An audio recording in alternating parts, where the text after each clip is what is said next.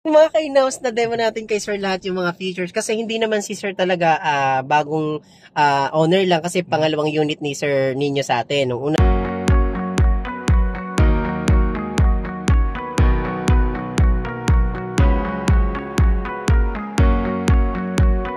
Hello mga ka-announce, welcome back again sa ating YouTube channel and ayan finally tapos na yung release natin kay Sir Nino. At papakita lang natin mga ka-announce yung unit ni Sir sa taas, sa stockyard, bago siya ibaba dito sa departure area natin. Ito na yung mga documents na katunayan na okay na yung mga paper docs ni Sir at na final na dito sa ating finance department. So ito kasama na natin si Sir Nino at naiwan yung wife niya dun sa showroom namin. Maghihintay na lang daw si ma'am na ibaba na lang yung unit natin dito sa departure area. Ayan mga ka-announce, dito na tayo ulit sa stockyard at pakita lang muna natin kay Sir Nino uli yung unit niya bago ibaba.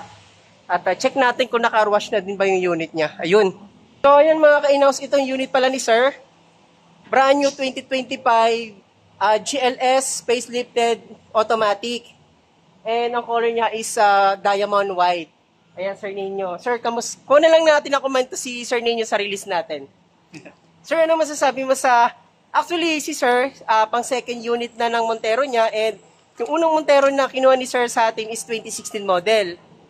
And binenta ni Sir yun and kumuha na lang si Sir Nino ng bagong unit natin na 2025. So mga kainos, kuna natin na komento si Sir. Ano, ganda.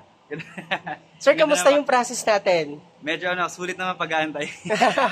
So yun, maraming salamat. Napakabait po ni Sir Nino at sa atin pa rin siya nag-avail ng second unit na Montero Sport. Hey now, welcome back again. Galing na po kami sa taas ni Sir Nino at chinek po natin yung unit niya.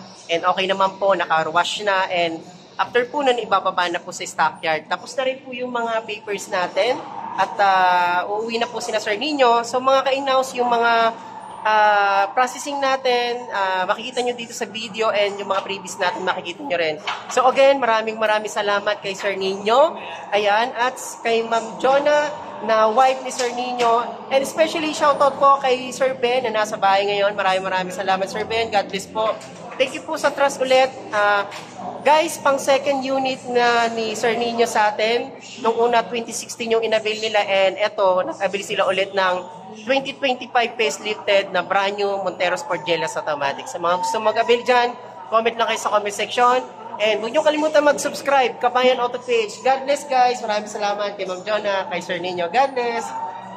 Mga ka-announce na demo natin kay Sir lahat yung mga features kasi hindi naman si Sir talaga bagong owner lang kasi pangalawang unit ni Sir Nino sa atin. Nung una 2016 yung inabil sa atin na GLS Premium and ngayon nag-upgrade siya ng 2025. So ayan mga ka-announce, Sir, anong masasabi mo sa ating 2025 GLS Automatic, Sir Nino? Ganda. Daming new features na mga safety features, mga pampa-relax.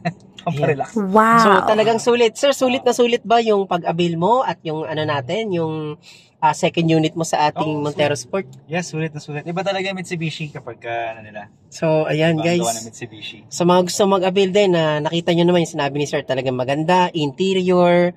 Kasi si Sir hindi naman uulit yan sa atin kung di talaga maganda yung Montero. So again, maraming salamat mga ka-announce and don't forget to subscribe Kabayan Auto Page. God bless po. Thank you Sir Nino. God bless. Thank you rin po. Ayan mga ka-announce, tapos na yung release natin kay Sir Nino, kay Ma'am Jonah, and especially thank you kay Sir Ben na father ni Sir Nino.